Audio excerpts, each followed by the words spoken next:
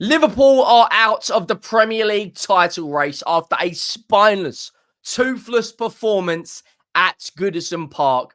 Everton, fair play. They were absolutely unbelievable tonight from minute 1 to minute 90. They fought as a team. They worked hard. Everyone won their duels. Dominic Calvert-Lewin.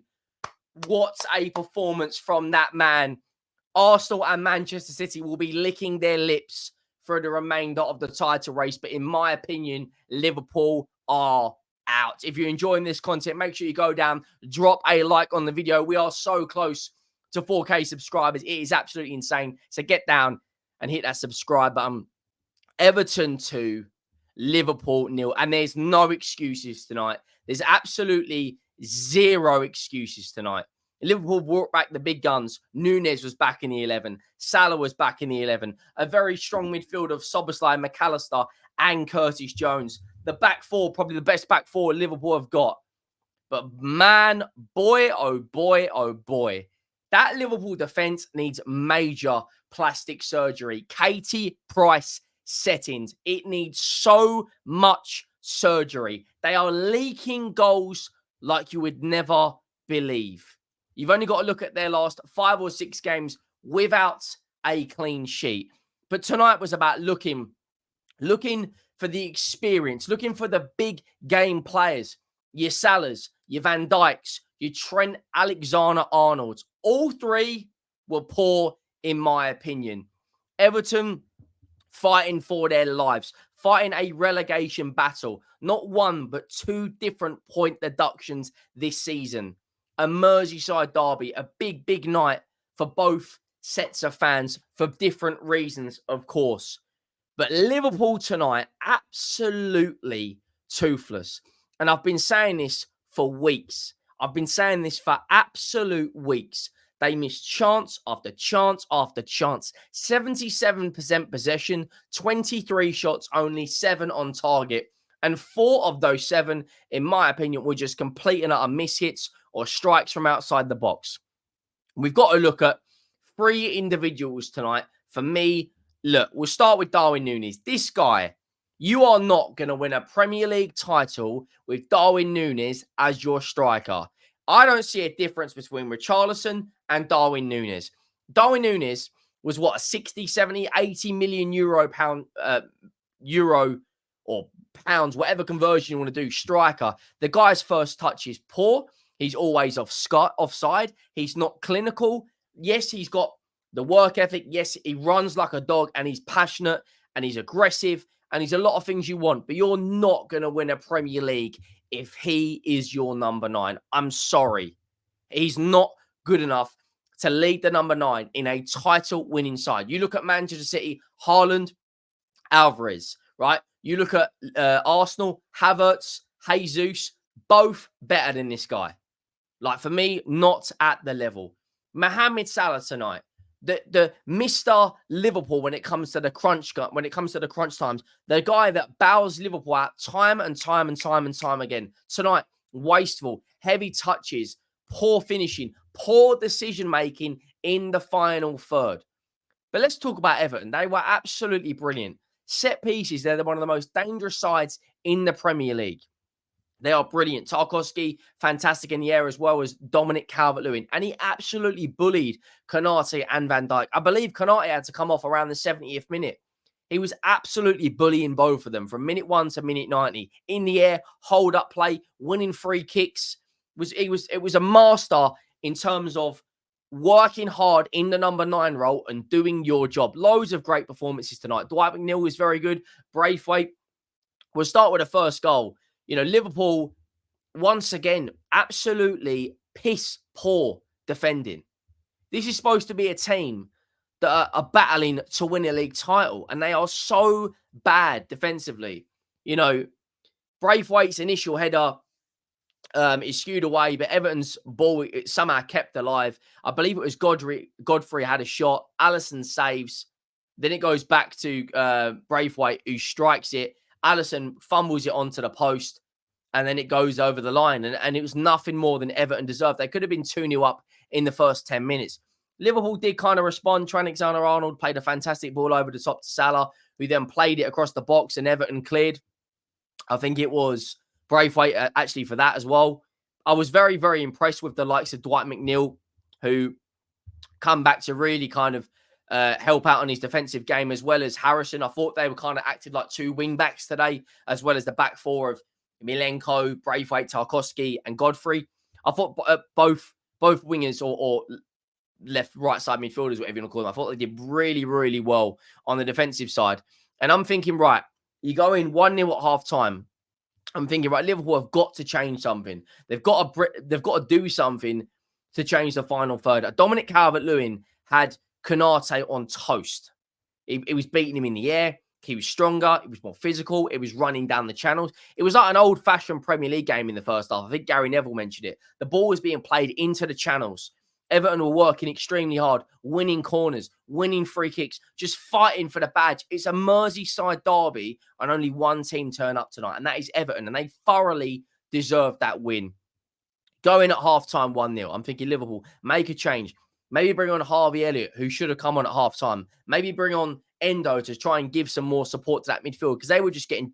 Garner and Idrissa Gueye and Decore were just running riot through that Liverpool midfield. And it's not the first time this Premier League season we have seen Liverpool be overrunning the midfield. It's not the first time, and it won't be the last time for the remainder of the season, we see Liverpool wasteful in the final third. They are toothless in front of goal, which sounds absolutely insane because they've scored the third most amount of goals in the Premier League.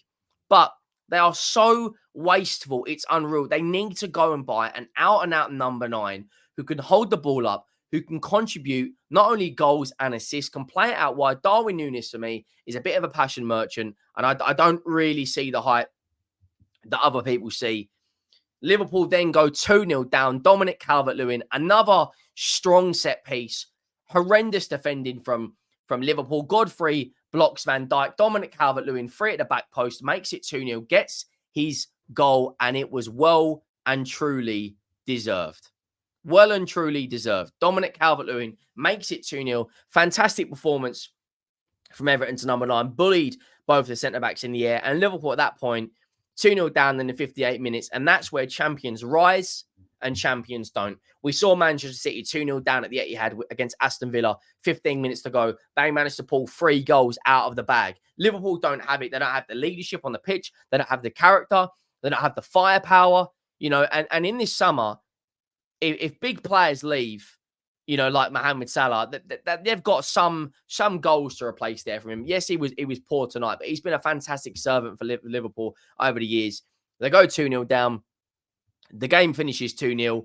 Everton defended extremely well. Liverpool puffed, kept knocking on the door. They pressed Everton. They were just so bad in the final third.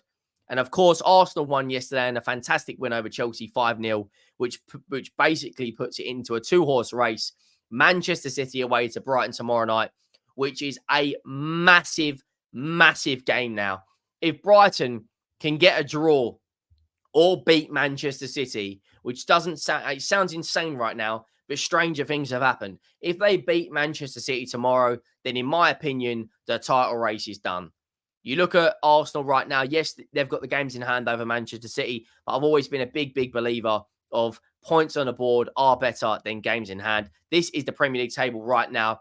Arsenal on 77 points, Liverpool on 74, Manchester City on 73.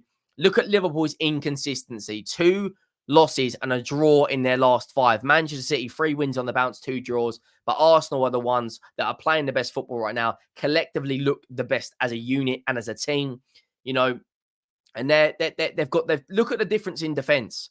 8 goals conceded more than Arsenal, and 7 goals conceded less. That is the difference when it comes down to winning titles. If you look at the Liverpool team, or back of 2019-20, the year they won the league, they conceded 33 goals in 38 games. This season, they've already conceded 34, and we've still got 4 games to go. They're out of the title race. It's heartbreaking. You know, we were talking about potentially Liverpool doing a quad, and the only thing they are walking out with is the League Cup. But genuinely, it's a massive result for Everton. It basically solidifies themselves as safe, in my opinion. They're now 7 points above Nottingham Forest with the same amount of games played. It's down to Luton and Forest in terms of who's going to go down out of the teams in the final three positions in the Premier League. But look, Liverpool are out of the title race. They need surgery in the summer. They need to bring in 3 or 4 new players, potentially a new midfielder, a new centre back. They're going to have to replace Mohamed Salah's goals if he does go to Saudi Arabia, which I can see happening.